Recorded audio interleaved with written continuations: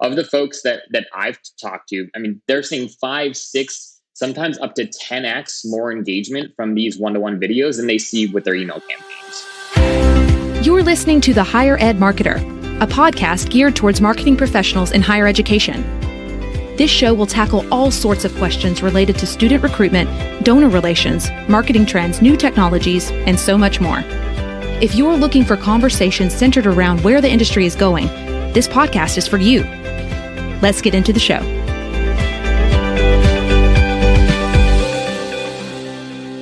Welcome to the Higher Ed Marketer Podcast, where each week, Bart Kaler and myself, Troy Singer, interview influencers within the higher ed marketer space that we admire and feel would be interesting to our community. Today, we have a gentleman who is someone that we looked up to as we started our podcast. His name is Zach Busekrus, and he is the founder of Enrollify, which is not only a podcast, but it could be considered a platform for higher ed marketers or higher ed enrollment professionals that gives great content.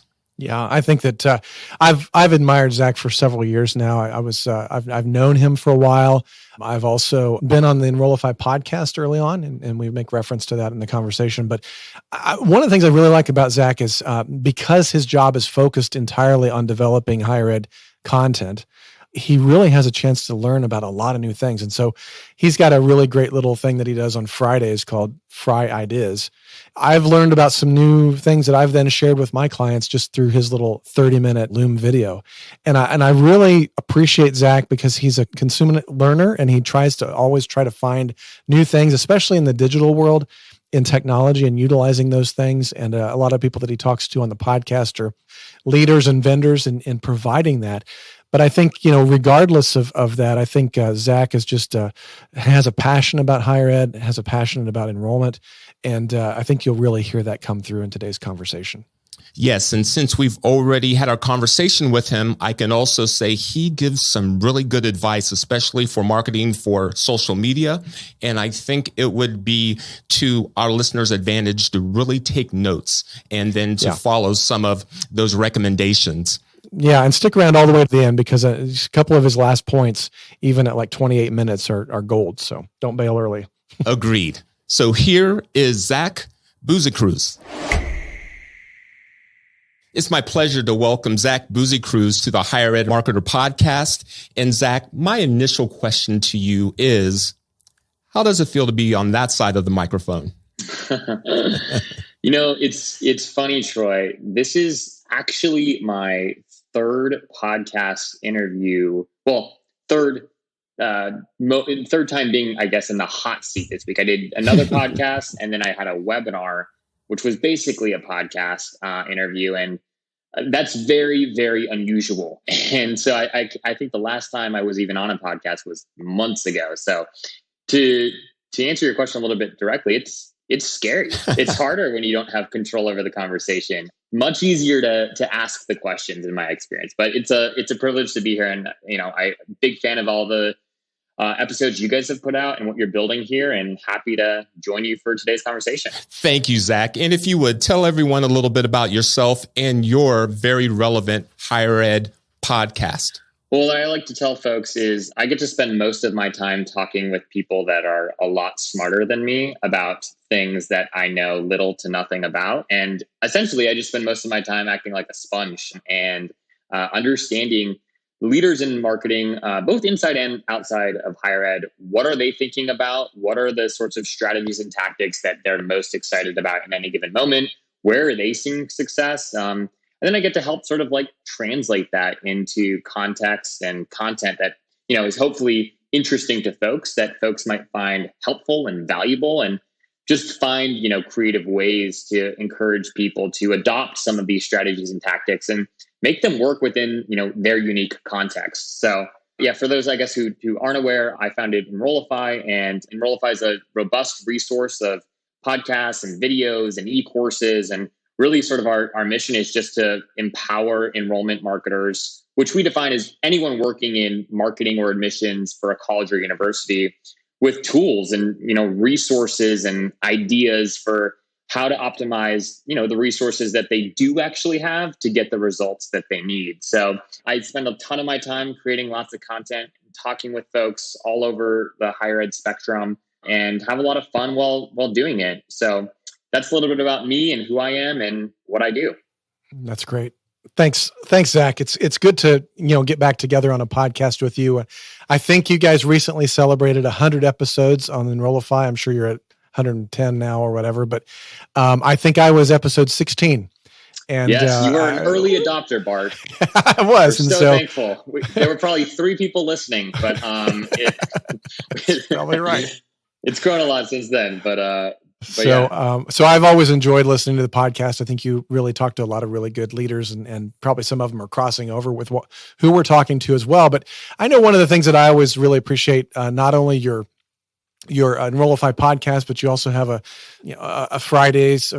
I don't know how you pronounce it. Fridays, yes. Yeah. So the idea of every Friday you come up with new ideas, and I always find that just extremely helpful. And I know one of the things that you and I talked about offline before we got started was just this whole idea of some of the new ways of really implementing personalization into higher ed marketing. We've talked about that on several episodes, and it really continues to be one of the trends in higher ed marketing is the idea of Generation Z, and then, soon to come Generation Alpha. They really are demanding more personalization, and they want to be known. And it seems like one of the ways to do that is kind of that, utilizing one-to-one video. And I know one of the things that you've gotten excited about that, as have I. And I'm just curious to, tell me a little bit about what you're learning and how you are seeing that being leveraged and utilized. Yeah, great question. And so at the end of the day, I think what people are interested in today is not dramatically different from what we've been interested in for decades, which is this idea of personalized communications, this idea of really feeling understood as a consumer, right? And appreciated, quite frankly, for the time and attention that you do dedicate to a brand.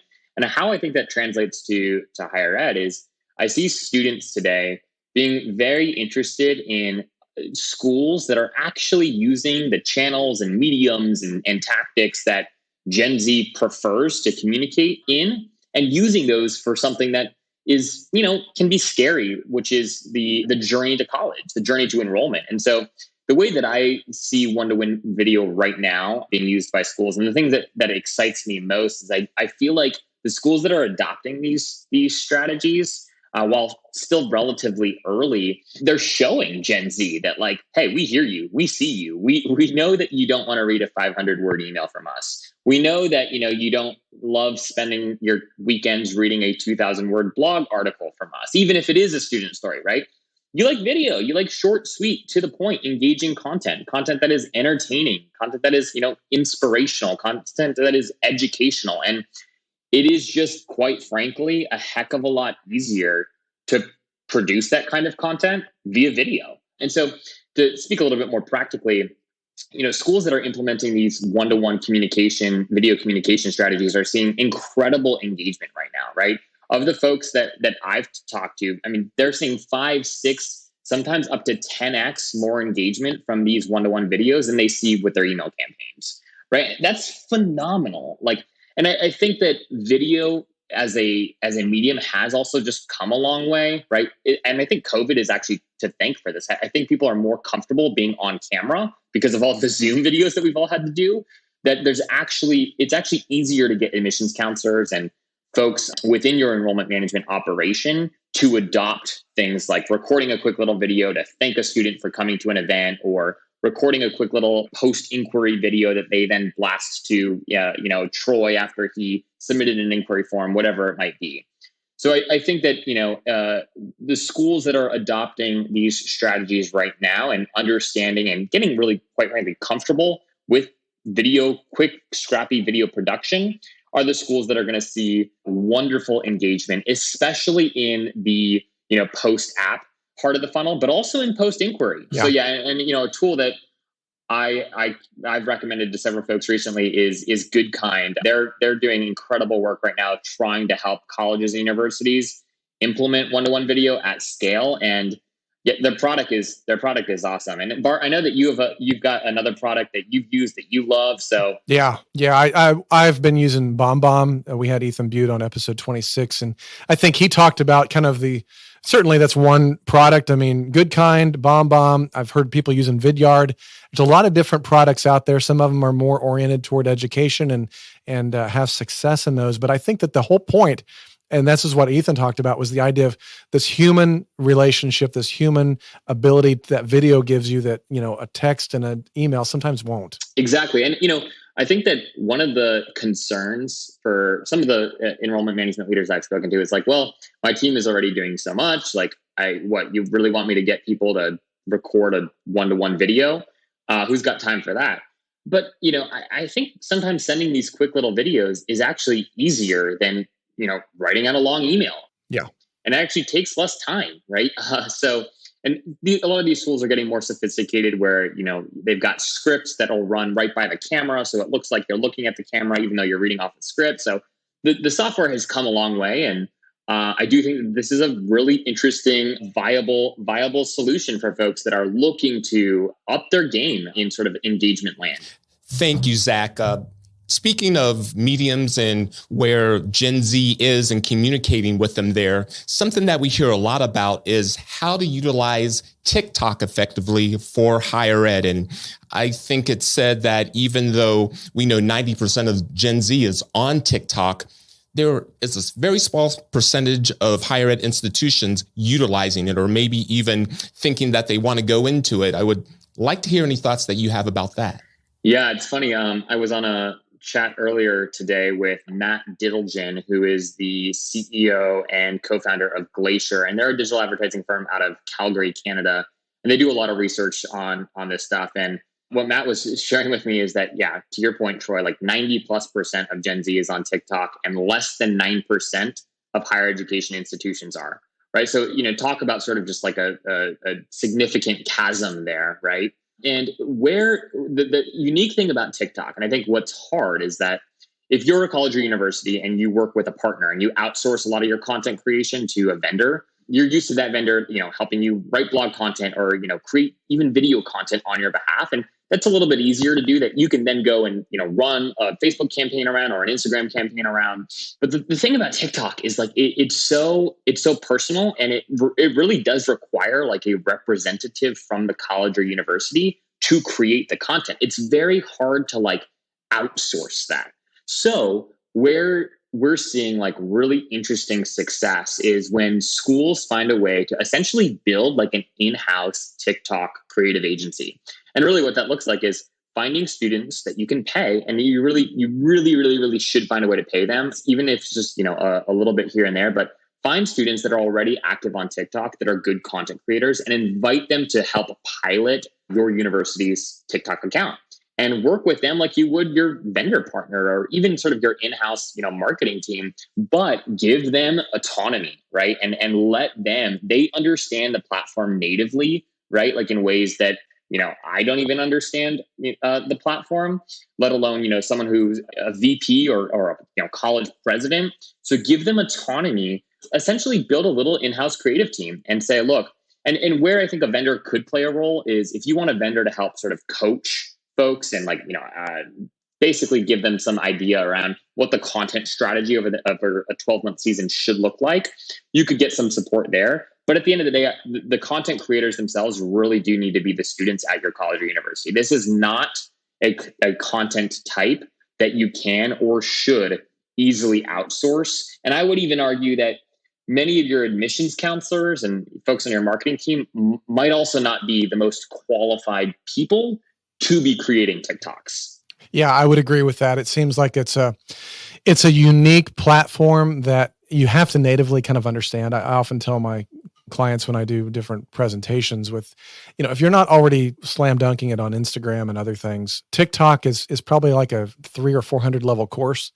And you really need to know what you're doing in the basic courses before you jump into that, because you can fail pretty fast. But I think that your ideas of really leveraging that internal team, trusting them, giving them autonomy, I think makes a lot of sense. Yeah, I mean, and one last point on this too is that we are seeing some colleges and universities who are pretty progressive and they're trying to get ahead of the game here. And I think that the schools that are doing this well are working with their marketing and their admissions teams, and they're saying, look, like, we're not trying, and this really takes like, buy-in from leadership here, but we don't want you to worry about ROI right now. Right? Like right now, TikTok is not a place to sort of measure impact on enrollment. Like you can't directly, it's incredibly hard to do that right now, right? Whereas with Facebook, Google campaigns, you can understand pretty, assuming you've got at least a little bit of software in place, what the impact on these campaigns were on your enrollment. So if you're going to take a marketing attribution approach to TikTok, don't do it. But I do think that schools that are, at least right now, right, that'll change in the next couple of years. But right now, like, think about this as like an investment. Like you're not going to see a return on this for 5-10 years maybe. But the schools that are early adopters of this platform, like, it's not going away, and it's captured such significant market share of Gen Z attention that like it's really not optional. You've got to be there. The question is, how quickly are you going to figure out what to do in order to earn prospects' attention on that platform? Yeah. And I think that your point earlier, the entertainment factor, a lot of times I like to call it edutainment. Yeah. Where it's like, how do we educate somebody, brand awareness someone through entertainment? And you've got to realize that that's what it is right now. And yeah. And no, I was just going to say, Bart, and it's I couldn't agree more. And Matt from Glacier was just telling me that they just completed this survey of 1,400 prospective college students who I believe were ages 16 through just 16 and 17-year-olds. So probably, juniors and seniors. And this generation has the highest ad recall. Their ad recall is like something like 5 to 10x more than millennials' ad recall. And yet they only watch an ad for like an average of 2 seconds on TikTok and Snapchat. So the time actually engaging with the ad is less, right? But the recall of the brand that put it out is incredibly high. So I share that only as a quick add-on to say that just because you can't measure enrollment, you won't be able to measure impact on enrollment immediately with TikTok for at least a couple of years, doesn't mean that there isn't impact on enrollment. Right. Very good. Well, I think another question that kind of goes along with that is, kind of figuring out effective ways to measure that enrollment. I talked a little bit about social media doing that, but I think a lot of ways people don't realize how just the content on their website could impact that, especially from a search engine optimization standpoint. And I think that, Zach, I know you and I, we work with different size schools. I mean, small schools, big schools, and SEO is kind of the leveling agent in a way, because I mean, somebody from a big, a big public school can rank as well as somebody at a small school, or vice versa, in the sense of SEO is kind of the great equalizer. So talk a little bit about how that works out and what opportunities look like for schools with search engine optimization. Yeah, no, I love this question because what's beautiful about SEO is it's earned attention in its like truest of formats, right? Like if you are ranking well around a key term or a keyword or a couple of key topics, if you've earned that authority, right? Like you no longer have to spend money with Google trying to get, your ads in front of users that are searching for that particular keyword. And so when it comes to SEO, I think the place to start is you have to understand what you're actually ranking for. So many schools don't understand where they're currently at, right? Like, and there are so many tools out there that help you understand this, like SEMrush, Moz SEO, Ahrefs, all these tools. You can run your domain through their software and get a sense for all the different keywords that you are organically already ranking for. So I'd say when it comes to SEO, first and foremost, you have to understand kind of like where you're at. What are your baselines? What are you ranking for in the first, second, third, fourth, fifth positions of Google? But then also, it's important to understand ranking opportunities. So like where do you exist on that like second or third page of Google? And what terms, right, that you've got pages that are currently ranking on page 2 of Google, let's say in position 15. Like if those terms have incredible monthly search volume, meaning like there are lots of people in any given month Googling that particular term, and right now like you're on that second page, but you're in position 15, right? You want to win on that particular term. That's where you should focus your energy when it comes to SEO, is figuring out, like, most immediately positions 11 through 20 is like what I like to tell folks. Go and figure out where you're ranking for terms in positions 11 through 20 that you would love to move on to the first page of Google search results for, and then invest your time and energy in creating more content around those particular key terms and topics. And to your point, Bard, SEO being this great equalizer, what I love about this is that so much of higher ed marketing strategies and tactics do require money. And SEO is one of those things that, like, it doesn't actually need to require money. It requires time, and time is money. But at the end of the day, like, you don't need to be spending tens of thousands of dollars, $30,000 on a digital advertising campaign. If you create enough compelling content strategically, you can win on those same terms and topics for, quote unquote, free. And I think that's a missed opportunity. Schools create a ton of content in any given year, but not all of that content is thought about strategically. So the way to think about SEO, to put it a little bit more concisely, is you should not create content. You should not have content on your website that's purpose, right, is to attract, engage, or delight new students until you've done effective SEO research, until you understand what you're ranking for and what you want to be ranking for but aren't ranking for yet. You shouldn't create any piece of student recruitment oriented content. So first and foremost, figure out what you're ranking for already, understand what you would like to rank for, and then use that insight to guide your enrollment marketing strategy.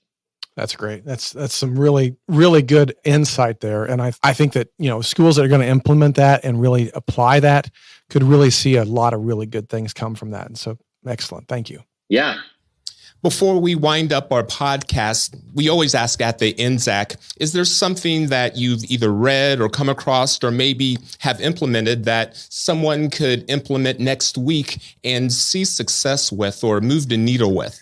Oh, it's the $1 million question, right? Everyone wants results quickly and cheaply and with not a lot of time and effort, right? So a couple things come to mind.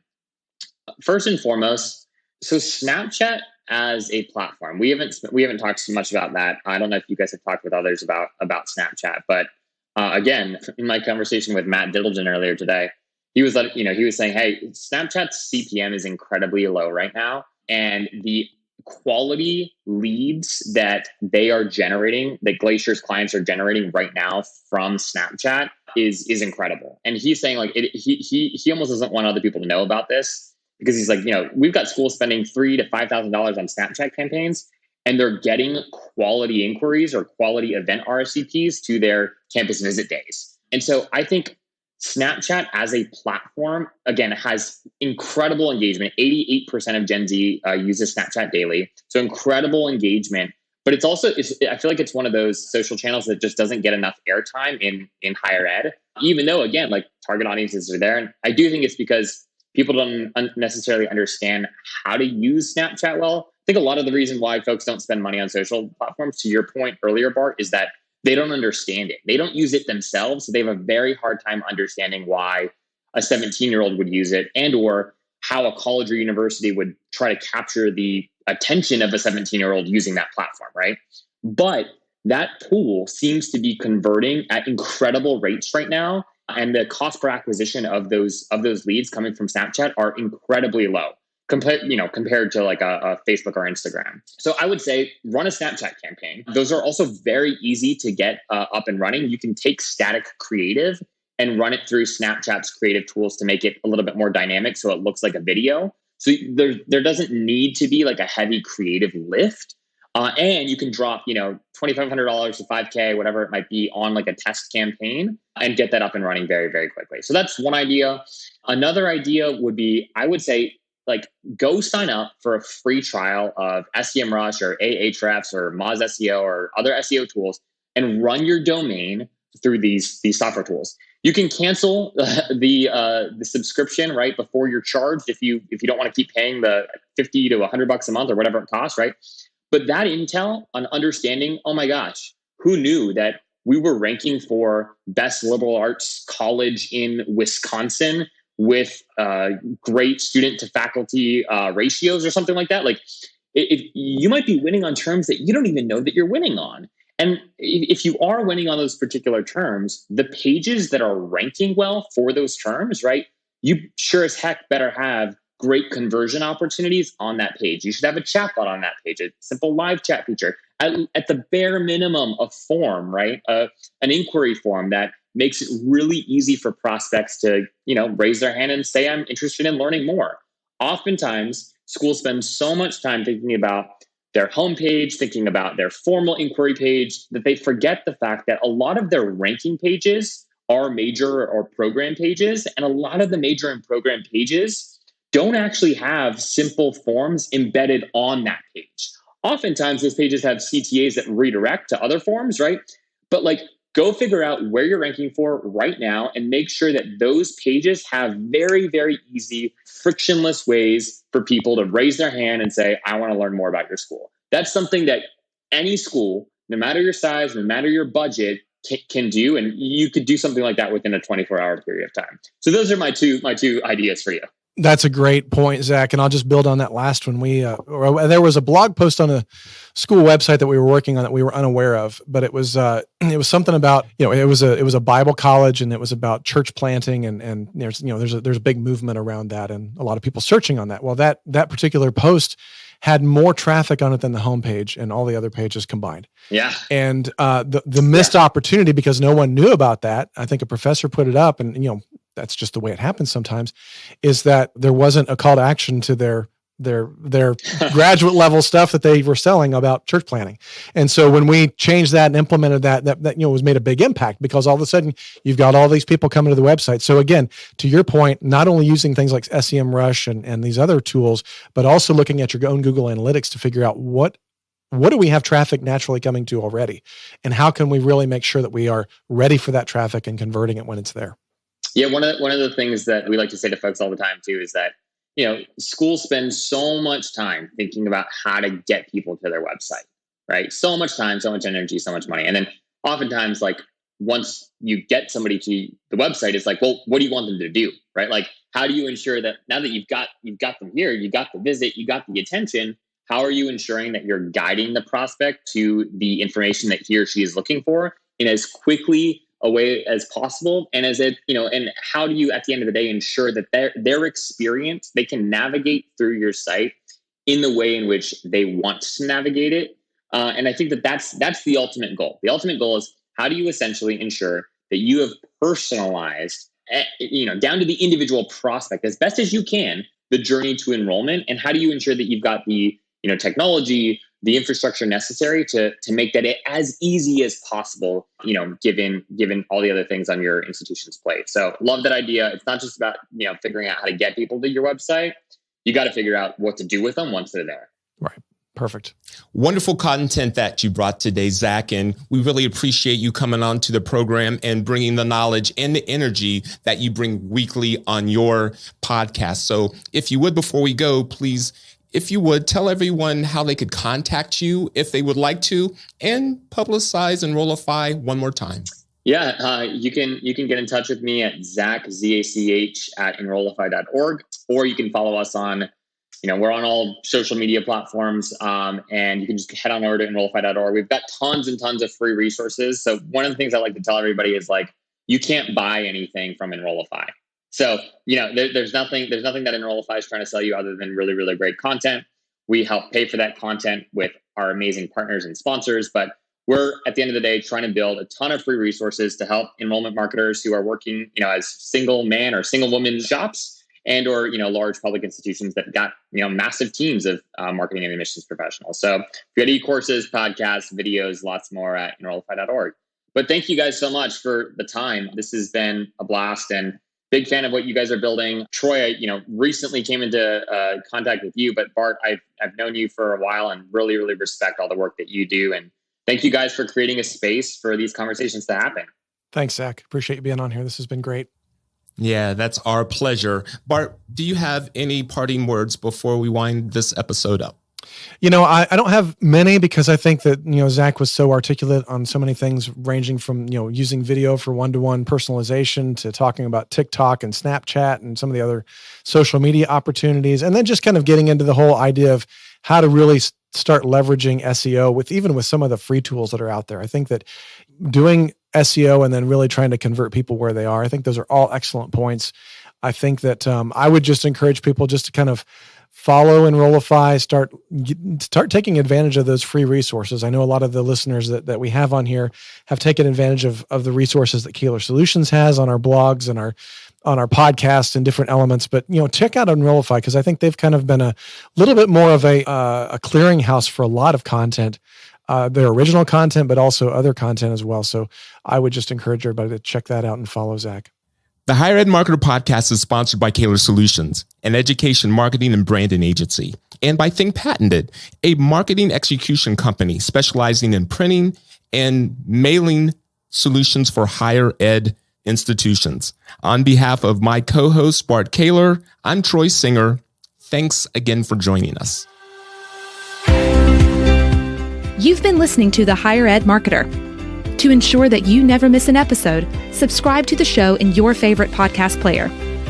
If you're listening with Apple Podcasts, we'd love for you to leave a quick rating of the show.